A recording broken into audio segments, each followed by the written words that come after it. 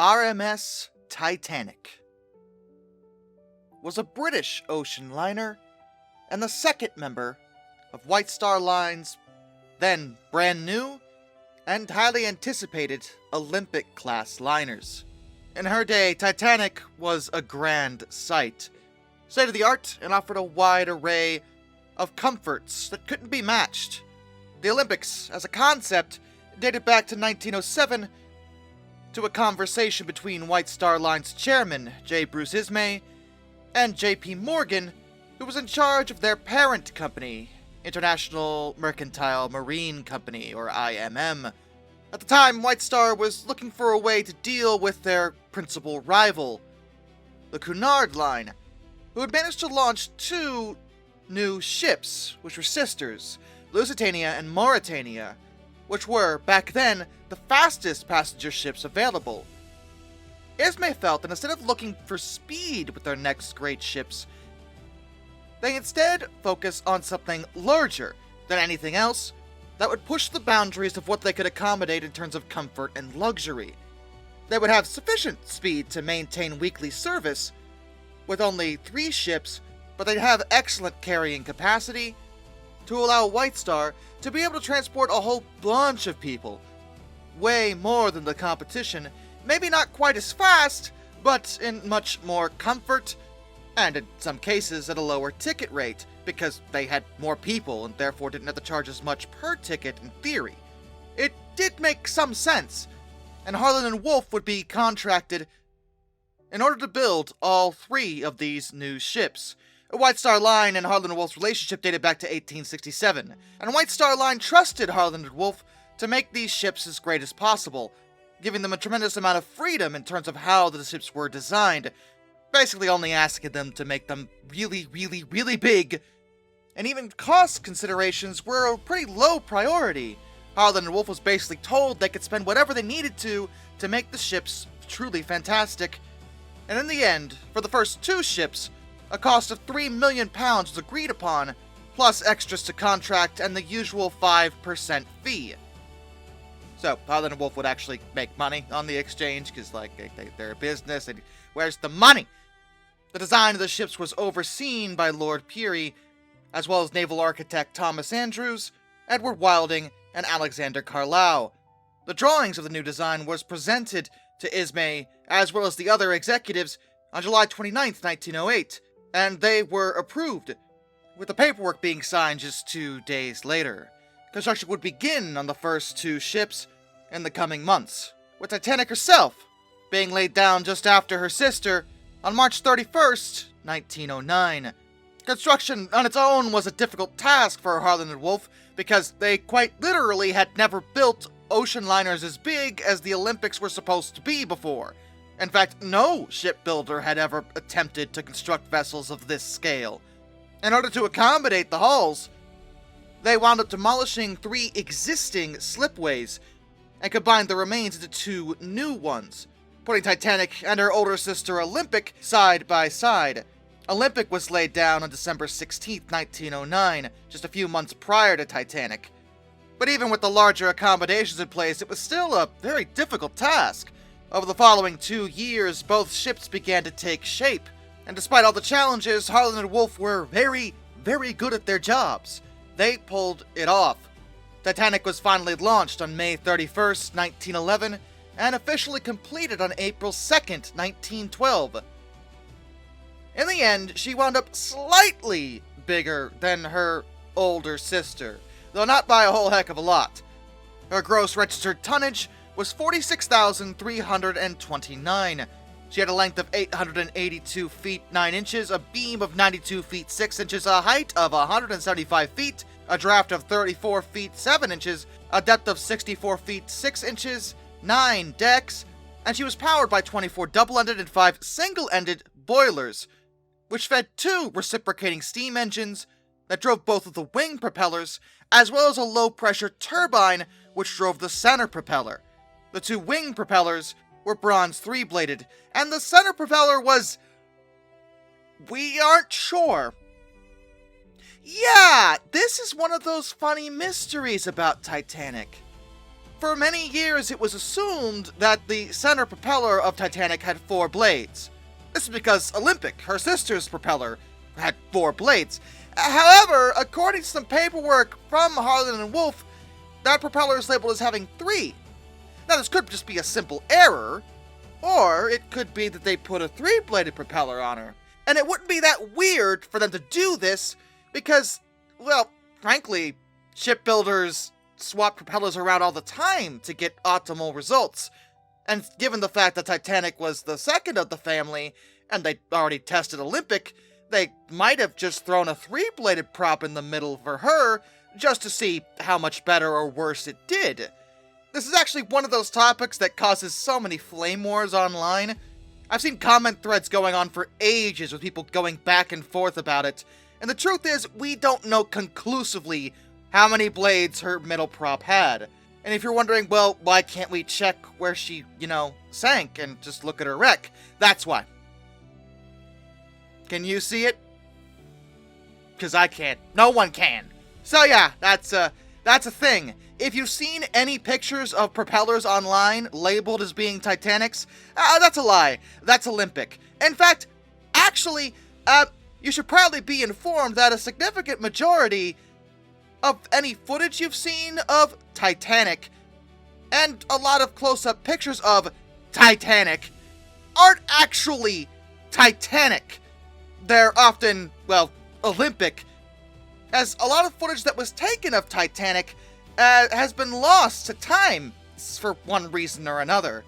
For example, all 3 members of the Olympic-class family had their launches filmed, and we have Olympics and Britannics launches, but the footage of Titanic's was lost. That's great. That's wonderful. How did you even manage to do that? I don't know. I don't know. These people and their losing historically relevant things. Footage of Olympic in particular is often used in place of Titanic for documentaries and such, because they do look remarkably similar, but it is important to stress that the sisters were not identical. Titanic was designed to be a bit more luxurious than Olympic internally, and there was one key difference externally that makes it pretty clear which one is which if you're looking at pictures, for example. The A-deck promenade. On Olympic, the A-deck is actually open to the outside air for the entire length, but on Titanic, the forward half of her A-deck is enclosed by a series of windows, which could be opened, but it was an obvious visual difference. So basically, if you're looking at a picture of the Olympic classes, and, well, you see that A-deck being open, that's not Titanic, that's Olympic! And if it's closed, it's Titanic. And if the ship is white with a red cross on it, that's Britannic. She was a doctor. And speaking of the decks, from top to bottom, Titanic had the boat deck, where the lifeboats were actually housed, and famously, yes, she did not carry enough of them for everybody on board. This was because, back then it was thought, that since transatlantic travel via ship was so prevalent that assistance from another vessel would arrive in time, and lifeboats were viewed more as a way of transiting between ships, meaning they wouldn't need to carry all passengers all the time after a ship is sunk. It was also thought that many ships were a lot more difficult to sink, and the idea of one doing so was so outside the realm of possibilities that it just wasn't thought that they needed enough lifeboats for everybody. They were very wrong about this, but that's what they thought. Below the boat deck was the A deck, also called the promenade deck that I already mentioned. And there's the B deck, known as the bridge deck, the C deck, the shelter deck, D deck, saloon deck, E deck, upper deck, which is confusing, I know, because it's below a whole bunch of other decks, but that's what it was called, followed by F deck, middle deck, G deck, lower deck, and below that was the orlop deck, and then the tank top. The tank top is named because of the water tanks and ballast tanks stored in her double bottom. Her interior was subdivided into 16 primary compartments, divided by 15 different bulkheads that extended above the waterline. 11 vertically closing watertight doors on the orlop deck could be closed automatically from the bridge, or manually via a lever next to the door, or automatically via a buoyancy mechanism that would activate in the event water reached 6 feet high in the compartment. The bulkheads combined with these doors actually made the Olympics as a whole very safe. They could stay afloat even if 4 of the watertight compartments were breached. They had 4 funnels, but only 3 were used to vent smoke from the boilers. The 4th is often called a dummy, and technically it is, but it's not, useless. Instead, it provided ventilation to various areas of the ship, and vented smoke out from, say, the smoking rooms on board or the kitchen. And also, in accordance with the times, Titanic was equipped with a leased Marconi International Marine Communication Device, a radio telegraph. Also, in accordance with the times, the operators of said device were not actually employees of the White Star Line. That sounds weird because they're working on their ship, right? And yes, however, this was just how Marconi did it back then. They would supply their own employees along with the equipment to work on the ships that leased it. Marconi's service maintained a 24-hour schedule, and most of the operator's job was actually sending personal messages, called Marconigrams, for the passengers, for a fee, naturally. But they would also help with the running of the ship, sending and receiving messages related to navigation, like weather reports and stuff like that. The radio room was located on the boat deck in the officers' quarters. Mostly due to her size, Titanic could accommodate a tremendous amount of people as she was supposed to. 833 first-class passengers, 614 second-class passengers, and 1,006 third-class, which is sometimes called steerage. That brought her total passenger capacity to 2,453. But the passengers weren't the only ones on board the ship, because any ship needs a crew, and her crew numbers exceeded 900. After all, this was a luxurious experience, and that meant you needed a whole bunch of people to make the food, deliver the food, room service, the whole shebang, not to mention the officers who steer and guide the ship, and the engine room crew that shovels the coal and maintains the boilers. There were a lot of people, a lot of hands, handling a ship of this size. Titanic was laid out in a similar style to contemporary high-class hotels. White Star wanted the passengers to feel fancy when they were on her, and things were very fancy by the standards of the time. And she boasted some more practical things too, such as a deep saltwater swimming pool, a gymnasium, a squash court, Turkish bath, a whole bunch of stuff. These additions that made the experience on board Titanic truly unique. Naturally, the experience varied a bit based on what class you were in, with the first class getting the highest quality experience. The second class, it was fine. And third class was, Well, actually, that's probably unfair. Up until that point, it was normal for third-class accommodations to be basically open dormitories, where companies would just shove in as many people as possible, just get in there. But Titanic wasn't really like this. Even in third class, the passengers still got private cabins that accommodated up to 10 different people. Meant for larger families for traveling. Because remember, Titanic was an ocean liner, not a cruise ship. Yes, she was fancy, but she was an ocean liner, meaning transporting an insane amount of people was her priority. They wanted to fit as many people as possible, which is why the open dormitory concept was so, common.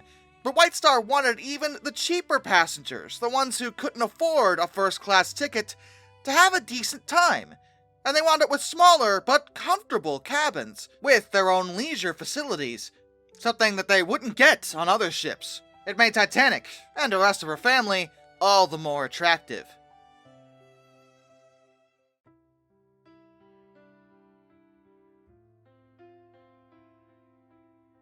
After being fitted out, Titanic began her sea trials, early in the morning, 6 a.m., on April 2nd, 1912, just 8 days before she was scheduled to depart from Southampton on her maiden voyage, and she would wind up performing a number of tests that ensured she was ready to go. She was driven at various different speeds, her turning ability was tested, and then did a crash stop to see how quickly she would stop moving in an emergency. And she passed with full marks. She performed flawlessly, just as Olympic had. An hour after she was declared seaworthy, she left Belfast to head over to Southampton, arriving at midnight on April 4th, and was towed into the port's berth 44 to wait for her passengers and the rest of her crew. Technically speaking, again, like her older sister, Titanic's home port was registered as Liverpool, not Southampton. This was because the offices of the White Star Line, and their rival Cunard actually, were in Liverpool, and up until about 1907, most ships left from Liverpool, at least for those two companies. But that year, White Star Line established a different service scheduled out from Southampton on England's south coast, which became called their express service. They chose Southampton because of multiple different infrastructure advantages and things like that, but more intrinsically, Southampton was just closer to London, where there were a lot of people. So it made it more attractive to use Southampton for this particular express service. The other factor is that Southampton was on the south coast of the UK, meaning that if a ship wasn't going across the Atlantic but going the other direction to mainland Europe, it was much easier to cross over to the English Channel. It also meant they could make a port of call, going across the Channel to France, for example, and then turning around and crossing the Atlantic. As a transatlantic liner, Titanic's maiden voyage was to be her first of many of these sorts of crossings. She did in fact have an entire schedule already pre-planned out until the end of the year of 1912. And for her maiden voyage, she was given a top-tier crew and captained by Edward John Smith. He was the most senior of the White Star Line captains and was a very well-respected and experienced individual. He'd already been captaining Olympic prior to this, so his experience included managing Titanic's sister, meaning he seemed the perfect man to take Titanic out on her first trip. Henry Tingle Wilde also came over from Olympic to take the post of chief mate. William Murdoch was downgraded to first officer, and Charles Lightoller became the second officer. The third officer was a man named Herbert Pittman. The majority of Titanic's crew weren't technically seamen, they weren't sailors. Most of the crew would consist of the engineers and firemen down in the engine room, or the stewards and galley staff who took care of the passengers. And the vast majority of them were male, 97%. Only 23 members of the crew were female, and most of them were stewardesses. It was expected that Titanic would have a full complement of passengers for her maiden trip due to her level of prestige and anticipation, but she actually didn't. She wasn't full up for her first trip. Her passenger total was roughly 1,317 people, 324 in first class, 284 in second class, and 709 in third class. That put her well under her max capacity of 2,453 passengers. The reason for this had to do with a coal strike that happened in the UK that had disrupted things in the spring of 1912. A lot of transatlantic crossings were cancelled because of it, and many travelers chose to simply postpone any travel plans to avoid, getting excited for a trip and then not being able to take it. The strike had been resolved just a few days before Titanic went out, but by that point it was kind of too late, so she wasn't quite full. But that was okay, it wasn't her fault. And the first class boasted many wealthy individuals and celebrities. Third class, on the other hand, consisted mostly of immigrants to the United States, who were looking to move from wherever they were coming from in order to better their own lives. On top of that, J. Bruce Ismay was also a passenger, as well as one of Titanic's designers, Thomas Andrews. Andrews was there to observe any problems that might happen and assess the general performance of his new ship. Estimations regarding the exact amount of people on board vary quite a bit. Some people canceled or simply didn't show up, so it was hard to determine with 100% certainty how many were there, but the numbers I've given you are considered pretty close to accurate. Titanic finally departed on April 10th, 1912, leaving Southampton and heading down to Cherbourg, France, to get even more people.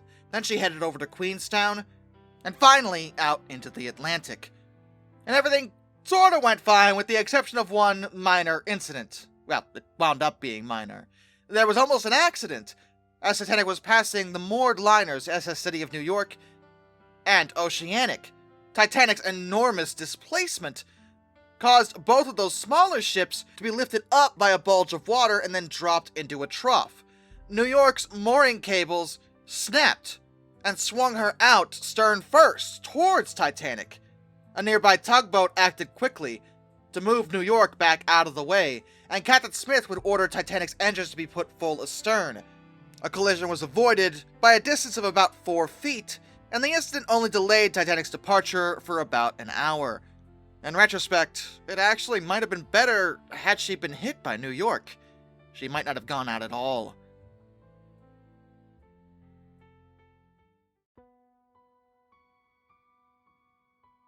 Titanic was supposed to arrive in New York at Pier 59 on the morning of April 17th. After she left Queenstown, she would follow the Irish coast for a ways and then head out into the ocean. And for the first few days, everything was fine. She made good time, the passengers were enjoying themselves, and Titanic was performing flawlessly, just as she had done during her trials. There was a bit of an issue going on down in the engine room. There was a fire that had started in her forwardmost coal bunker 10 days prior to her departure, and it continued to burn for a few days into her voyage. But the passengers didn't even know about this. This actually wasn't unusual for steamships of the time, and by April 14th, that fire was out. Outside of that, though, there were really no issues whatsoever, although as she crossed the Atlantic, she did start receiving ice warnings from other ships in the area, referring specifically to the Grand Banks of Newfoundland. Captain Smith would personally receive at least 2 of these warnings, though he opted not to reduce speed or really change what was going on in the ship at all, since, well, honestly, he didn't actually have to. The standard practice at the time was to keep going at full speed to get out of any ice fields as quickly as possible, and to just keep an eye out so you don't run into anything. If the ice was so thick you couldn't get through it, well, you should see it, right? That was the logic anyway. Ice warnings were seen mostly as advisories, not implying any sort of restrictions. They're more like guidelines, you see. It was, in fact, generally believed that ice posed little danger to larger vessels like Titanic, and they opted to simply rely on their lookouts to let them know if anything big was in the way. Most ships, including Titanic, were described and advertised as being nearly unsinkable, practically unsinkable, and blah blah blah blah blah, somewhat, sort of, maybe, kind of, pretty much unsinkable. Not flat out unsinkable, no one ever said that because that'd be dumb, but the general public had a lot of confidence put into them by the advertising campaigns of all the companies behind these ocean liners. Many people felt very safe on board these big, powerful ships, and Titanic was viewed and designed to be very safe. But remember, she didn't have enough lifeboats for everybody. And that whole thing about icebergs not being a threat? Yeah, well, okay, look, I know most of you probably know the story of Titanic already, and I appreciate you watching this, but Titanic was about to prove to the whole world that they'd been completely wrong about the standards they thought had made catastrophe impossible.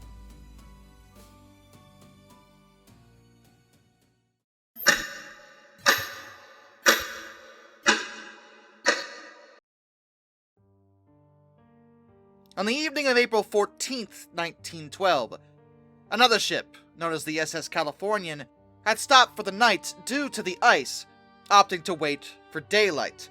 The Californian had indeed sent a message to Titanic regarding the fact that, hey, there's a lot of ice out here, but Titanic had already received multiple warnings about the ice, and it was requested, bluntly, as was normal for Marconi operators, that the Californian please clear the air because Titanic was trying to get out some more of those personal messages people were paying for. As a result, the Californian's radio operator, Cyril Evans, would have basically no interaction with Titanic after that, simply listening. He was also the Californian's only radio operator, as the Californian was not required to have more than one, or 24-hour radio coverage for that matter. At 11:30 in the evening, Cyril Evans would shut down his radio for the night and head to bed. At the same time, the Californian's third officer up on the bridge, Charles Groves, did spot a large vessel to starboard, roughly 10 miles away. This was Titanic. The Californian was in spitting distance of her, but due to a series of very poor decisions by the Californian's crew, they would not move to assist Titanic in her plight until it was far too late. Just 9 minutes after Cyril Evans went to bed, Titanic's lookout, Frederick Fleet, to his alarm, spots an iceberg directly ahead of Titanic.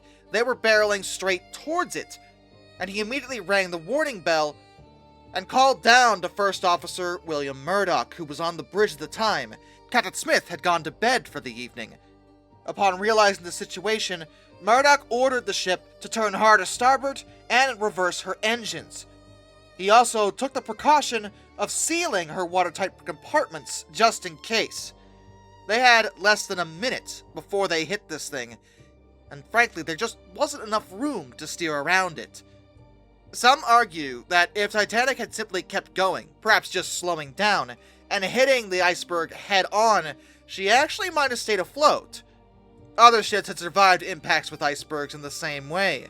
But that's not what Murdoch did. He tried to steer her around the iceberg. But it's hard to fault him for this decision, because, frankly, he just had no time to react.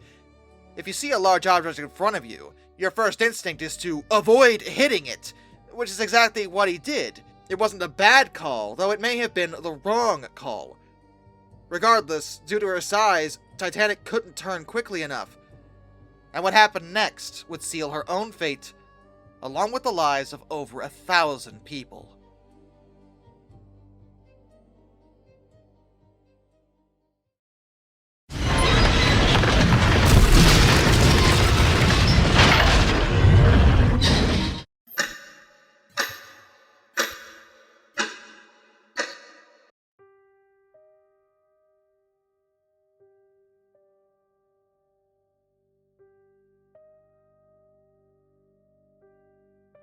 Murdoch's orders did keep Titanic from hitting the iceberg directly, but they didn't turn enough to completely avoid an impact. Titanic's starboard side scraped along the iceberg at a pretty high rate of speed, and this pierced her hull in several different places. For years, it was thought that the iceberg had actually torn a huge gash in her side, but that's not really what happened at all. To be frank, looking at them, the breaches aren't particularly large. They're long, but not very wide. And the iceberg hadn't so much pierced the hull as it had buckled the hull. Her hull plates were dented, and the rivets popped. There was a breach in her forepeak area, 2 small breaches in the number 1 hold, another breach partially in the number 1 hold, but mostly in the number 2 hold, a very large breach starting in the number 2 hold and going halfway through the number 3 hold, and then another large breach going 3/4 of the way to the number 6 boiler room and partially into the number 5 boiler room. The breaches themselves couldn't actually be seen from the deck. In fact, passengers, while they knew they'd hit something, weren't really aware that anything was majorly wrong. Titanic seemed fine, and things were remarkably calm, but unbeknownst to them, the situation below deck was bad, despite the holes being small in the grand scheme of things compared to the size of the ship. Water was pouring in at over 7 tons per second, which was 15 times faster than Titanic's pumps could, remove it, meaning that the pumps were incapable of managing the situation, only delaying it. But that was okay, because remember, Titanic could handle 4 of her watertight compartments being flooded while remaining afloat. Except more than 4 were breached. That's not good. When the impact happened, Captain Smith felt the collision, and immediately came to the bridge to figure out what the heck was going on. He asked Murdoch what they hit, and Murdoch told him it was an iceberg, sir. Smith then told Murdoch to close the watertight doors, but Murdoch had already done that. They inspected the side of the ship, but it was impossible to visually see any damage above the waterline. 11:42, Boxhall dropped down to inspect forward passenger spaces. Lightoller, who was in his quarters, noticed that the ship's engines had stopped, so he decided to investigate. At 11:43, Captain Smith put Titanic's engine telegraphs to stop, and then to half speed ahead. Quartermaster Oliver was asked to go down and find the carpenter, and tell him to go take a draft of the water. At 11:45, Fireman Shears, who saw the iceberg disappearing, also sees ice on the well deck. Lightoller sees Murdoch looking out on the port bridge wing, and does notice the ship is moving, but very slowly, between 4 to 6 knots. At 11:46, Titanic's engines are stopped for the final time, after she was moved further away from the iceberg. About this time, Ismay shows up on the bridge to ask Smith what the heck was going on. He is then informed, yeah, we hit an iceberg, and we aren't sure how bad it is. By 11:50, the water was already 14 feet above the keel in the first 5 compartments. Able seaman Bully winds up hearing water entering hold 1 and sees tarp ballooning over the hatch. Boatswain's mate, Haynes, also sees this happening and goes to inform Chief Officer Wilde. Leading Fireman Henderson is also informed about water that's coming in at the bottom of the fireman's tunnel. He was in his quarters up on G-deck, but when he sees water coming in from the starboard side looking down from G-deck, he decides to go back to the engine room to let the engineers know that, hey, there's something bad happening. Smith would go down to find Chief Engineer Bell, as well as meet up with Thomas Andrews, who was already investigating. By midnight, Thomas Andrews is able to give his full report to Captain Smith, and this report is not good. Because more than 4 of Titanic's watertight bulkheads are punctured, she can't float. She just can't. Even if they used all the pumps all the time, it would only delay the inevitable. Titanic will founder. It was just a matter of time. But how much time? Well, Andrews wasn't completely sure, but he gave her an hour, maybe 2. And this stuns everybody involved. Not only was the Titanic brand new, but she was state-of-the-art, supposed to be incredibly safe. I mean, these were all experienced seamen. And they knew sinking was a possibility, but it was her maiden voyage. It just seemed so unreal. But the more alarming thing is that all of them knew, full well, that they did not have enough space in these lifeboats. There just wasn't enough room for everybody on board. Absolutely 100% not. It just wasn't going to happen.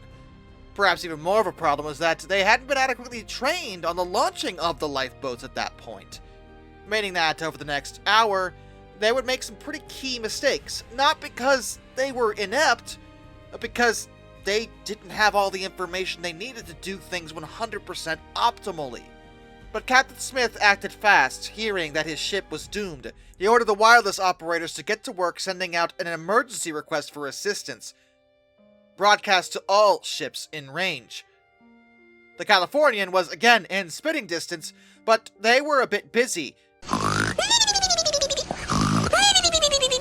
Yeah, their wireless operator wasn't there. He wasn't listening. No one heard. And as Titanic proceeded to sink, those awake on the Californian would notice some key clues that maybe there was something they should look into, but proceed to ignore all of them, dooming so many people. By 12:05 a.m., Captain Smith ordered all the ship's lifeboats uncovered and the passengers to be mustered. A lot of passengers were already up and about, questioning why the engines had stopped and what was going on. Captain Smith's order for the radio operators to send out distress calls were given to Jack Phillips and his assistant Harold Bride. These two would type out urgent messages pleading, begging for someone, anyone, to come and render aid. Many ships did hear and respond, including Titanic's own sister, Olympic, but they were too far away. Olympic made a good try at it, going faster than she ever had before, and ever would again, to reach her ailing sister, but they could never have made it in time. The closest ship that would actually be replying was the Carpathia, and she would be the first on the scene that night, but also too late. Boxhall would give Phillips and Bride his estimation of where they actually were, which was wrong. Boxhall got it wrong. He thought they were on the west side of the ice belt. He was off by 13.5 nautical miles.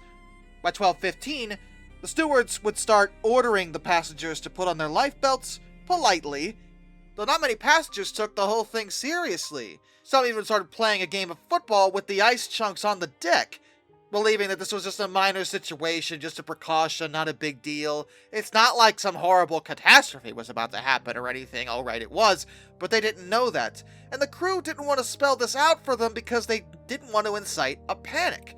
So they continuously, constantly, politely insisted, hey, please put on your life jackets. Up on the boat deck, one of their problems was actually hearing. As the Titanic started sinking, high-pressure steam was being vented from the boilers and escaping via the valves that were attached to the funnels. It made a really loud hissing noise.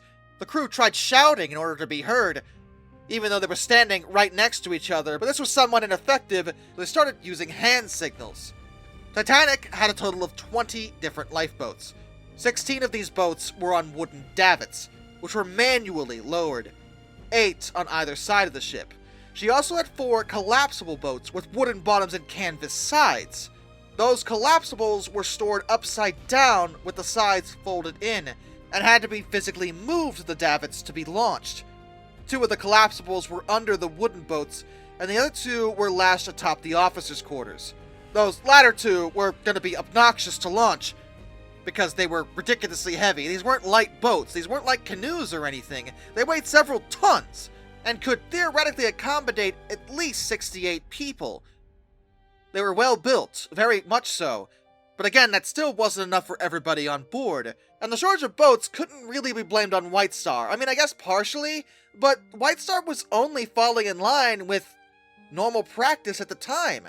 There was enough room for enough lifeboats for everybody on board, for one, and they could afford to put enough boats, but Titanic actually had more than the regulation amount of lifeboats called for by the Board of Trade. So based on legal requirements, White Star thought they were being more than careful. It was also about this time Captain Smith told the wireless operators to make the distress call CQD, which stands for Come Quick Danger. That was an early distress call signal used in wireless communications before the standardization calling for SOS. In the modern day, most of us know SOS, and when we hear SOS, especially when it comes to maritime, that means, oh, you're in a lot of trouble, aren't you? CQD was effectively the same thing. If a wireless operator heard CQD, they knew something major was happening, and whoever was sending it really needed help. Titanic's musicians would also begin to play, in an attempt to create an aura of peace and relaxation. Again, they were trying to avoid a panic. It was only a matter of time before passengers would realize how serious things were, and not all of them would react calmly, which, to be fair, was somewhat understandable, but also unhelpful. Carpathia received the first distress message about this time. Again, multiple ships would respond to the CQD message, but among the responders, Carpathia was the closest, and her captain had her gun it to get to Titanic in time. Carpathia really pushed herself, putting her own power plant at risk to try to help Titanic, but she could only go so fast. At 12:20, Captain Smith finally gave the order to start loading the lifeboats, and he specifically tells Second Officer Lightoller and First Officer Murdoch to board women and children first, an order that's mostly adhered to. The vast majority of victims of the Titanic disaster were indeed men, since they were given least priority when it came to getting in the lifeboats. In terms of the men's acceptance of this, well, obviously it varied quite a bit, though most husbands and fathers readily insisted that their wives and children go on ahead and get to safety, willingly staying behind to make sure that their families would be alright. In the time it took Titanic to sink, there were many hard goodbyes, with many a father having to falsely promise to his children that he would see them again. And perhaps some of them believed that there would be a miracle, that they would be alright, they would still be able to get off the ship, that help would come. But in the end, most of them would be saying their final farewells.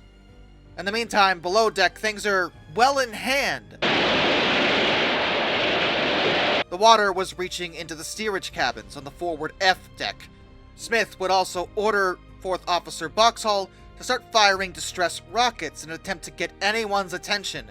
Perhaps that ship some people are spotting off in the distance. Who is that out there? Right, it's you guys. The Californian would see the rockets, but according to them, they didn't actually know what they meant, thinking it might be some kind of weird ship-to-ship communication they didn't know about. Yeah, that's a mystery.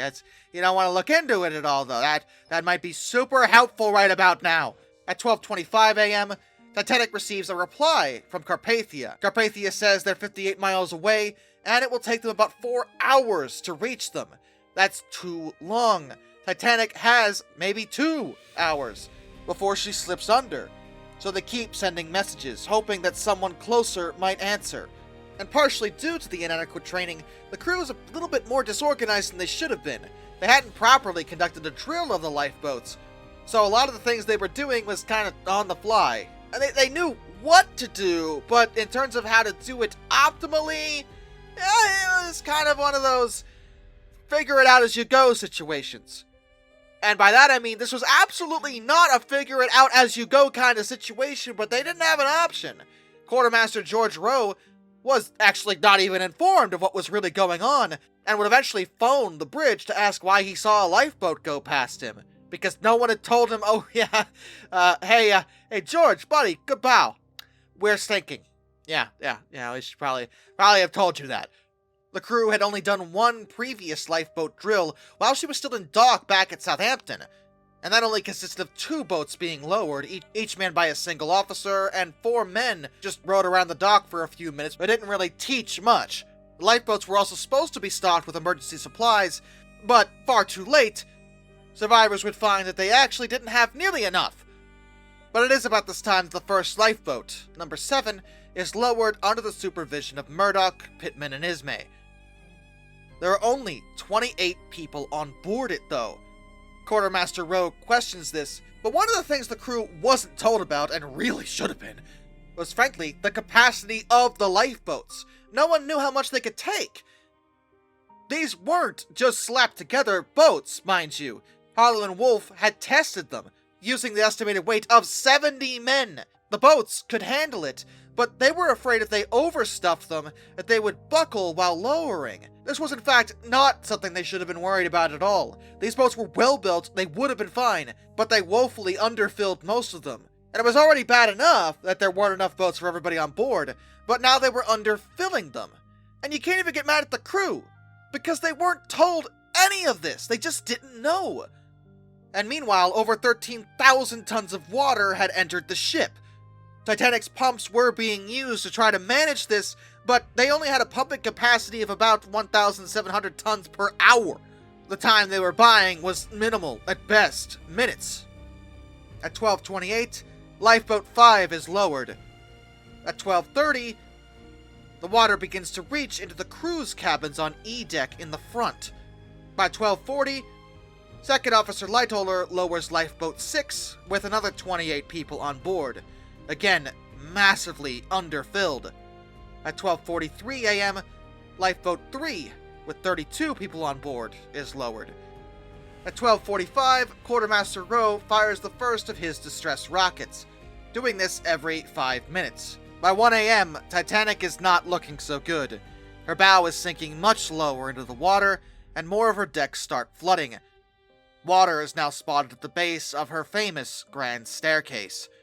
Second Officer Lightoller lowers Lifeboat number 8 with just 28 on board, and the watertight bulkhead between boiler rooms 5 and 6 can't handle the pressure of the water and gives way. E-deck begins to flood. Titanic is now so low in the water that the surface reaches her name on her bow. Lifeboat 3 is also launched about this time by Murdoch and Lowe, with 32 people on board. At 1:05 a.m., Lifeboat number 1 is launched with only 12 people on board. Embarrassing. In the radio room, Phillips and Bride are still hard at work, and it is suggested that perhaps they should try the new distress call SOS. Indeed, the Titanic sent out both types of distress calls that night on the off chance that if one operator didn't understand CQD, maybe they'd see SOS. Or maybe they'd just see both, understand both, and realize, guys! Somebody, anybody, do something! At 1:10 a.m., Lifeboat 8, having been loaded with 27 people, is launched. That was the first lifeboat on the port side of Titanic to actually be lowered. This was also the scene of one of the most famous stories on board Titanic, involving Ida Strauss and her husband Isidore Strauss. Isidore Strauss was a New York merchant, relatively wealthy, and Ida, being a woman, was permitted to board, but she refused to leave her husband. Isidore insisted she go, but she would not leave his side, and it was even offered that there be an exception made for him on account of his advanced age. But Isidore refused this, saying, "I do not wish any distinction in my favor, which is not granted to others." Ida would stay with him, and they were last seen alive on the deck, arm in arm. They would both die that night, together. While Titanic's downward angle was pretty quick, rapidly moving from 0 degrees to about 4.5 degrees, that was only for the first hour.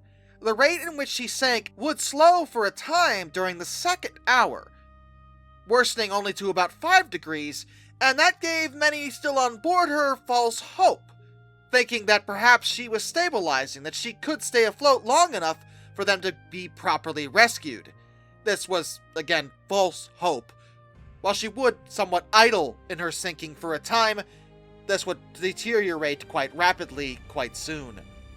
At 10 a.m., Lifeboat 16 is lowered with 40 people on board, much more than previous boats had, so the crew was starting to realize that actually we can fit more people in these boats. We should start doing that.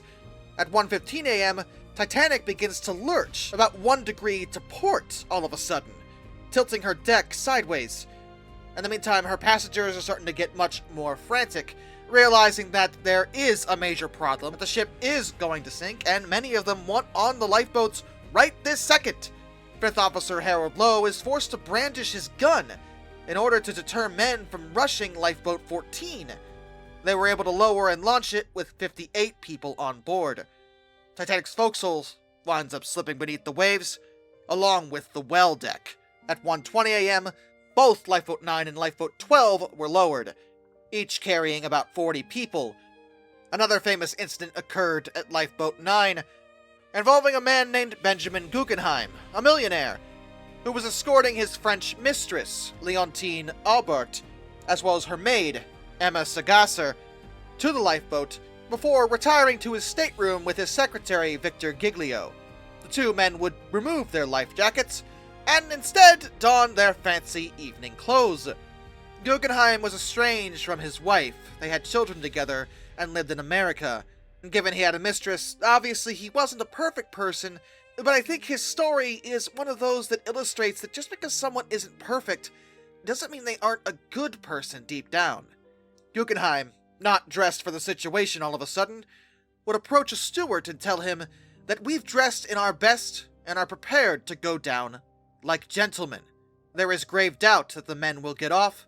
I am willing to remain and play the man's game if there are not enough boats for more than the women and children. I won't die here like a beast. Tell my wife I played the game out straight and to the end. No women shall be left aboard this ship because Ben Guggenheim was a coward. Like a legend. Guggenheim spent most of the evening helping people get on board lifeboats. He would die that night as a true gentleman. Meanwhile, down in boiler room number 4, things were still well in hand. And by that I mean not at all. Water was starting to flood from the metal floor plates below. The firemen and the trimmers were still down there trying to use the pumps to buy time, but by this point there was nothing else they could do. The water was completely overwhelming the pumps, and they were having no effect, so they started to evacuate the boiler room, finally. But in the aftershift, Chief Engineer Bell and his engineering colleagues, along with some firemen and greasers, stayed behind in the numbers 1, 2, and 3 boiler rooms, which weren't flooded, as well as in the turbine and reciprocating engine rooms.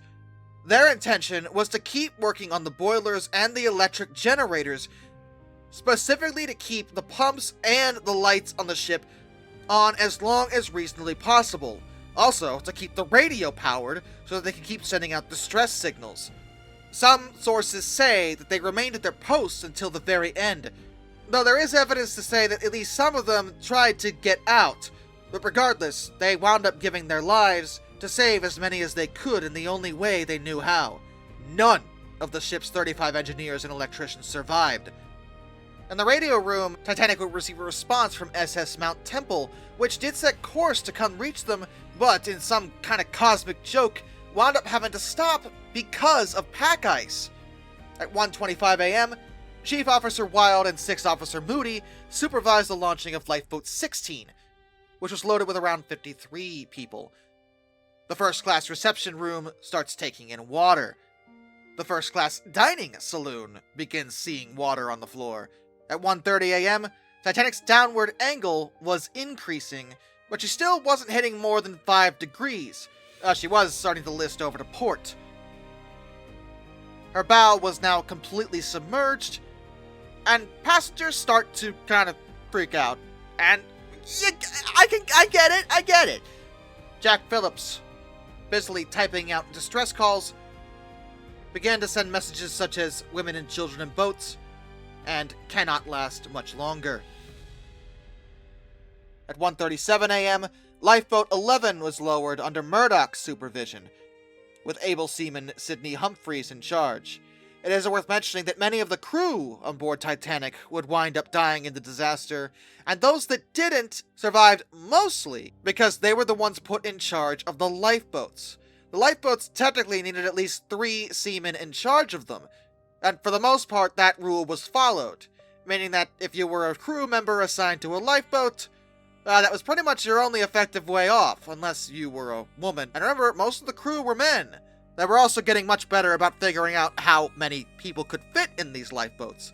Lifeboat 11 carried 70 people, which was at capacity.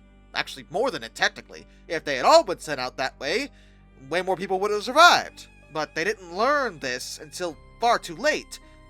At 1:40 a.m., Lifeboat 2 was lowered, but with only 25 people on board. At 1:43 a.m., Lifeboat 13 is partially filled from the boat deck, and partially from the A deck. Much like 11, 13 was filled with as many people as they could, roughly 70. And these people weren't first class. Most of them were from second and even third class, women and children. The final distress rocket is also fired at this time. Thomas Andrews is seen standing in the first-class smoking room, staring at a painting there, Plymouth Harbor, which was above the fireplace. He wasn't wearing his life jacket. It was lying on a nearby table. At 1:45 a.m., Murdoch and Moody oversaw the lowering of Lifeboat 15. It was also very heavily loaded with about 70 people. By this time, the engine room was full up to the boilers. At 1:47, Lifeboat 10 was launched along with Lifeboat 4, but Titanic's list was starting to get worse, making it harder to launch the boats from the port side. The list wasn't unmanageable, but it created a gap between the lifeboats and the deck of about 3 feet. One woman nearly fell through this gap, but was caught by the ankle by dining room steward William Burke, and was thankfully pulled back on board the ship, and able to get into the lifeboat properly on her second attempt. Both Lifeboats 10 and Lifeboats 4 had about 57 people on board. In the meantime, some of the crew had started working with the collapsible boats, trying to get them ready to go. As 10 and 4 were being launched, collapsible boat C was about 2/3 full when a group of passengers tried to storm it. Someone, it's still unknown exactly who, fired their pistol twice into the sky to dissuade the crowd from getting violent. This is the boat that takes away Bruce Ismay, saving his life, and he was often vilified for this, framed as a coward by the media. Though it is worth mentioning that Ismay spent most of the evening assisting with the evacuation, and the only reason he got on board that boat is that there were no other women and children nearby, and there was extra room. So he just seized his chance. He was cleared of any wrongdoing, but the sinking of Titanic would follow him for the rest of his life. He scarcely spoke of it, and he was unable to bring himself to watch her sink. The trauma of the disaster never left him. By 1:55, it's already been discussed among the crew on board that, wow, boy howdy did we underfill those lifeboats. We should get them to come back and get more people. Captain Smith does yell through his megaphone and orders lifeboats to return to the starboard side of the ship in order to pick up more passengers. None of them return. This action doomed so many still on board the ship. By this point, the water has reached the forward promenade on A deck. Collapsible D is lowered with 22 people on board, and is the last boat that is successfully launched from Titanic. I say successfully launched because technically there are 2 other collapsibles that do wind up in the water, but they aren't properly launched in that way. More on that in a second. By 2 a.m., Titanic's situation is deeply alarming.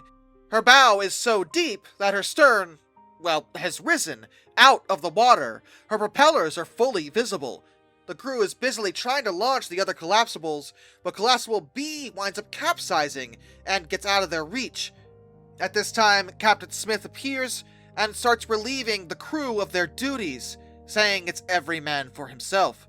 He would wind up going down with his ship, though it's unknown exactly where he was. Some say they saw him going onto the bridge, as is often portrayed in the movies, and that was the last time he was seen.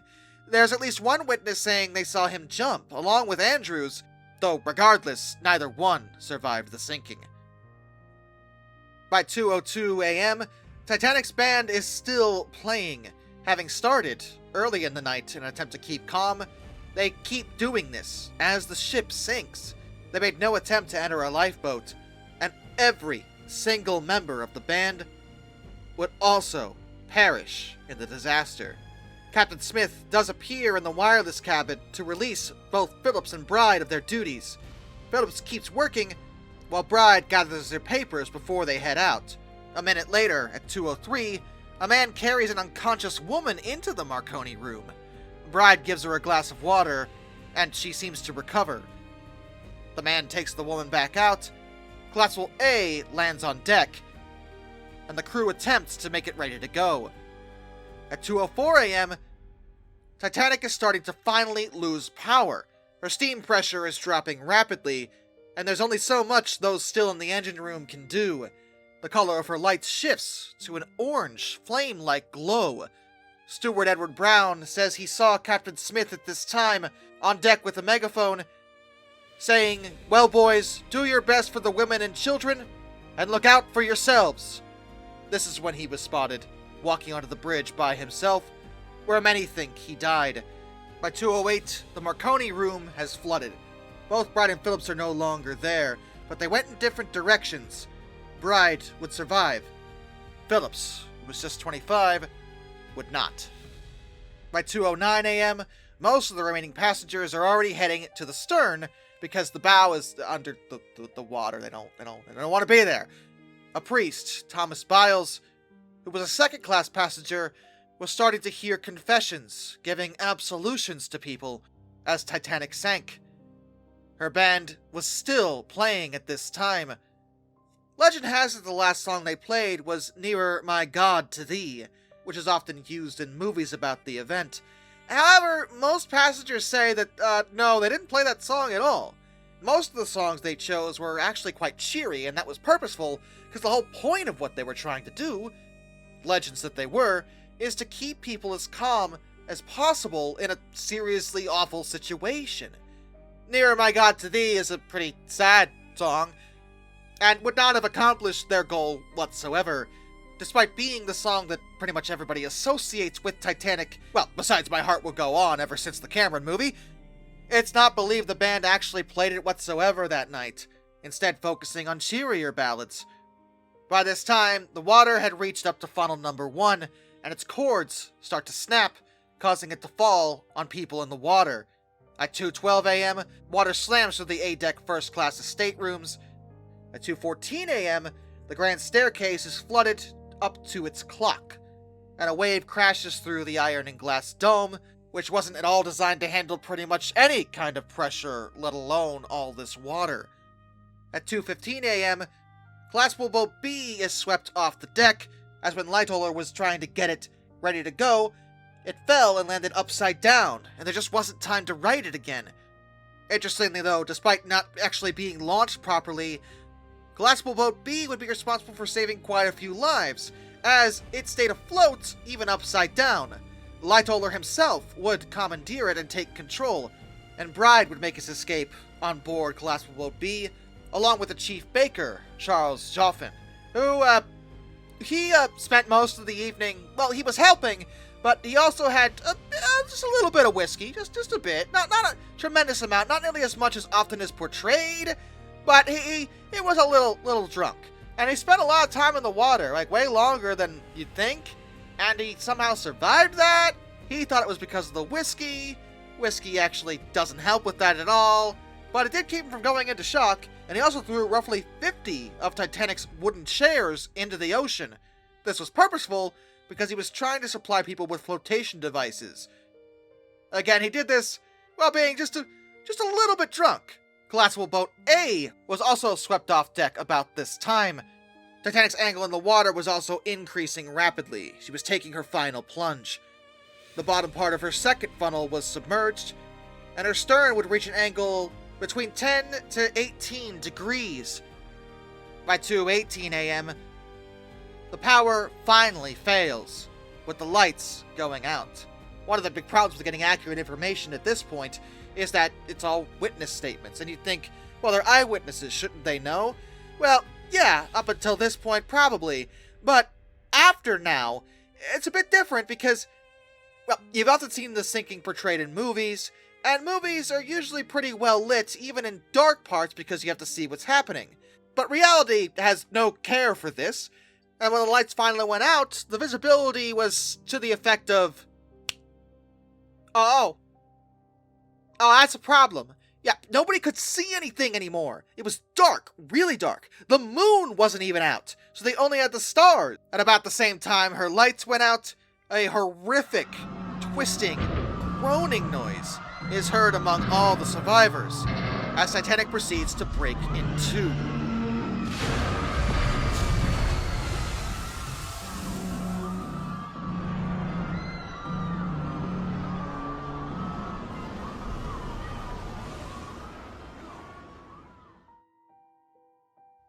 Severing between the third and fourth funnels.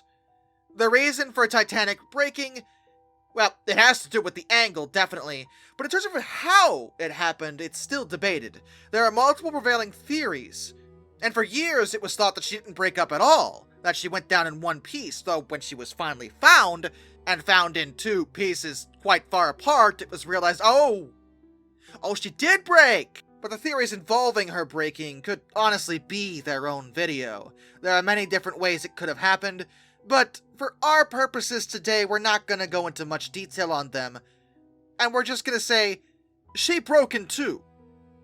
Because she did break in two. The break caused the bow to disappear entirely, leaving only the stern, but by 2:19 a.m., the stern was also starting to go, rapidly filling with water, rising into the air very quickly, reaching up to 89 degrees.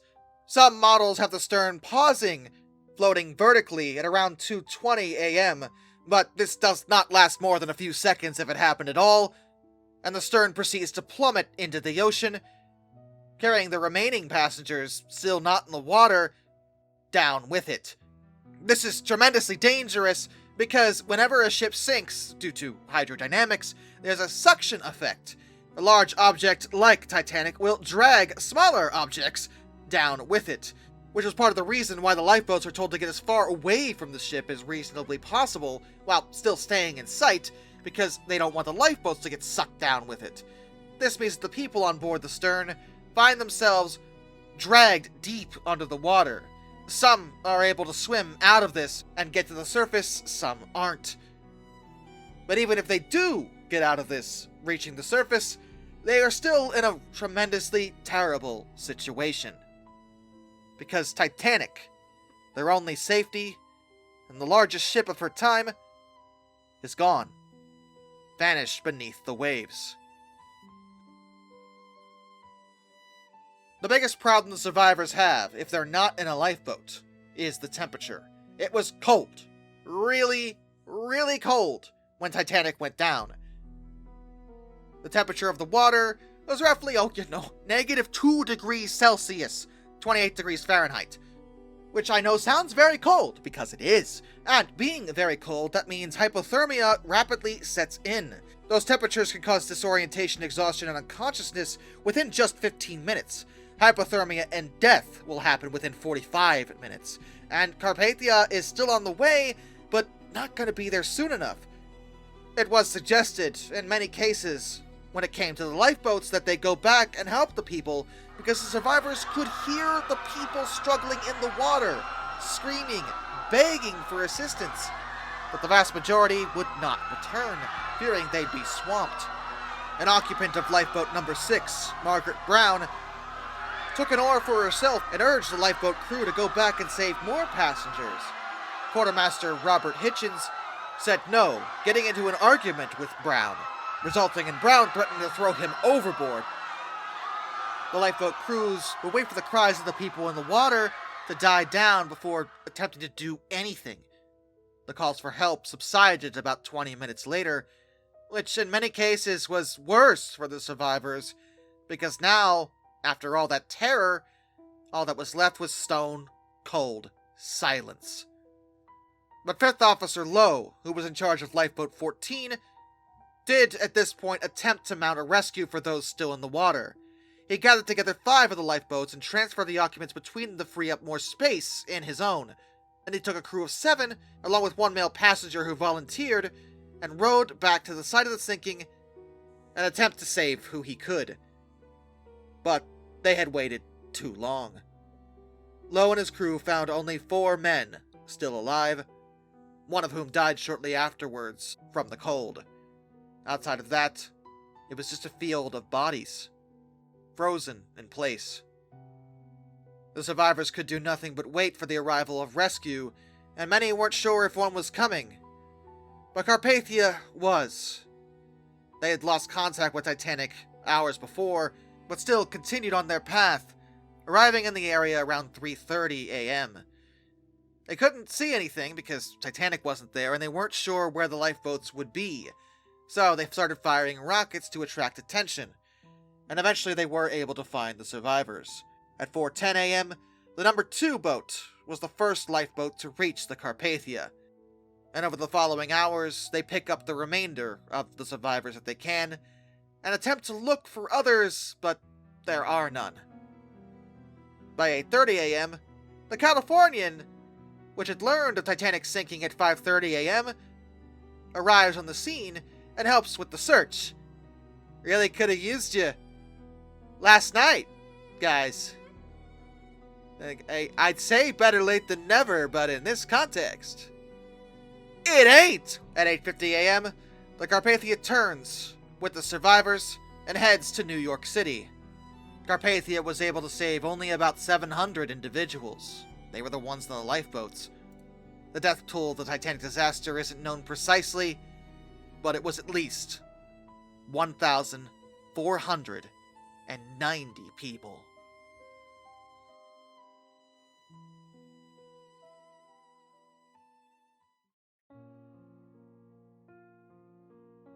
The aftermath of the Titanic disaster could also be a video in and of itself, because holy heck were people just...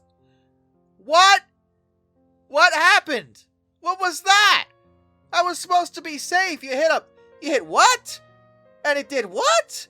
And it killed how many? Like, it was a lot. It was a lot. Understandably so. Both the US and the British held their own inquiries to figure out exactly what had happened, why it happened, and what could be done to make sure it didn't happen again. And they wound up reaching pretty much the same conclusions. Roughly so. They weren't quite in line, but mostly. The big thing was that, hey, wow, maybe we should have enough lifeboats for everybody on board. Maybe that'd be a good idea. It's one of those things. So that was changed for absolutely every ship. They did fault Captain Smith for not heeding ice warnings, but in his defense, he didn't do anything that pretty much any other captain wouldn't have done. What he did was kind of normal practice, so I wouldn't really blame him too much. The lifeboats hadn't been properly filled, which is true, but the crew wasn't trained properly, so it wasn't really their fault exactly. And both inquiries, were looking at the Californian. Hey guys! What were you doing? Well, no formal charges were brought against the Californian, or the captain, Captain Stanley Lord, though their inaction was deemed as reprehensible, but not necessarily negligent on the basis that they did try to actually contact Titanic, but via light signals, not wireless. They didn't get a response to this, and even when they saw the rockets, they didn't think it was something that was an emergency. They weren't sure what they were. So they weren't charged, but the whole thing would follow them for the rest of their lives. Neither inquiry found any negligence by the parent company, International Mercantile Marine Co., or White Star. And this is actually completely legitimate because they were following standard practices. Titanic was built to specification, and on paper should have been incredibly safe, based on the standards of the time. The issue wasn't the ship, or anything with White Star or IMM. The issue was with the standards that she was built around. Titanic was designed with the ability to carry enough lifeboats for everybody. It just wasn't a requirement. And it resulted in major changes, making ocean travel safer for pretty much everybody. But her infamy would follow her entire family. Her little sister, Britannic, was modified heavily prior to her being completed in order to make her safer, and Olympic had to go in for more modifications as well. The changes allowed them to have 6 compartments flooded, and still stay afloat, though even this wouldn't stop Britannic's own sinking during World War I after striking a mine. That left Olympic, the eldest sister, alone. But she sauntered forward and had a cherished and beloved career until being scrapped in the late 30s. As far as the wreck of Titanic, well, it was sought after for a long time, but she sank in incredibly deep water, and no one really knew exactly where she was. In 1985, she was finally found in a joint French and American expedition by Jean-Louis Michel and Robert Ballard. They were originally looking for 2 nuclear Cold War submarines, but they found Titanic, and that was also really cool, really great, phenomenal. Finding her remains, which were very well preserved, answered a lot of questions about her sinking. The big one, and most obvious, was that, oh, she did split in 2. Well, that's good to know. And to date, she's one of the most explored and studied underwater wrecks in the world. She lies 12,500 feet below the surface of the ocean, 325 nautical miles south-southeast off the coast of Newfoundland. Her bow and her stern are roughly 2,000 feet apart, with the stern being much more heavily damaged than the bow. It's debated on why this is, but the most likely explanation is that while the bow sank relatively smoothly, coasting into the seafloor, the stern's sinking was a lot more chaotic and clumsy, slamming into the seafloor, resulting in the damage. Even prior to her discovery, there were some entertaining the thought of raising her if they found her, bringing her back to the surface, restoring her to her former glory, and this idea was friggin' impossible. I mean, it's absurd, just absurd. I mean, raising a ship isn't impossible, but no, it was never gonna happen, especially when they realized she was in 2 pieces. No, absolutely not. Many subsequent expeditions have been carried out since that time. Some scientific and some less scientific. And actually, that is one particular issue that I want to talk about right now that we've gotten through the disaster and her history and everything like that. Hey guys. Unless you're doing some science-y stuff, can y'all please leave her alone? Seriously. Leave Titanic alone! Nobody is doing this, and it's bothering me, and has been for a while. Many artifacts have been taken from her, and that's good for history, I guess, but also there have been situations where people have just gone and messed about with stuff and touched stuff and stop doing that. It's contributed heavily to her degradation. She's already falling apart and is going to just because of how deep she is and the fact that salt water loves eating delicious metal. But people aren't helping, making her fall apart faster. There are even weddings held over the spot where she sunk, because I guess it's really romantic. Also, no, it is not. You guys know Jack and Rose are fictional characters, right? And even if they were real, at least 1,500 people died here. It isn't even like having your wedding at a cemetery. Cause, like, okay, yes, you're having a wedding over a bunch of people's graves, and that's friggin' weird. Also, the people in the cemetery at least didn't actually die there. All these people died here, and are buried here. And this is a gravesite and a historical artifact. It's not a good wedding venue. Go to a church or something. Do anything else. And don't even get me started on you. I ain't talking about it right now. It was stupid. You were stupid. And even more people are dead because of that mess. But more recently, things have calmed down.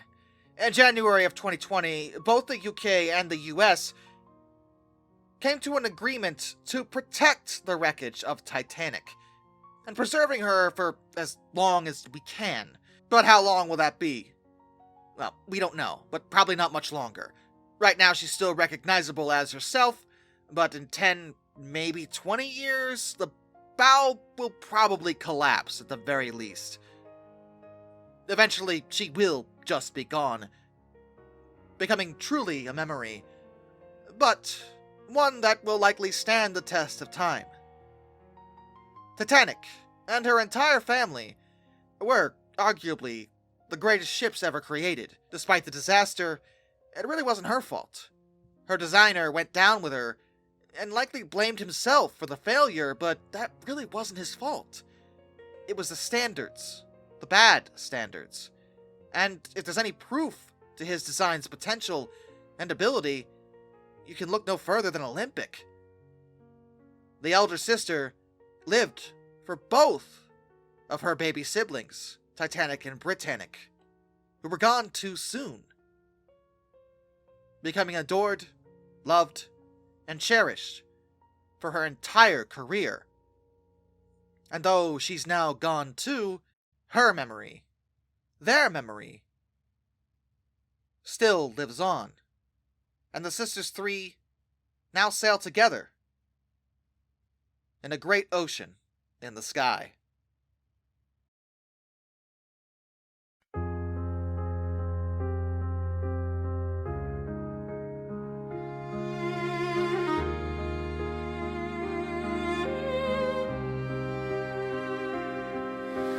Every night in my dreams I see you, I feel you. That's how I know you go on, far across the distance and spaces between us.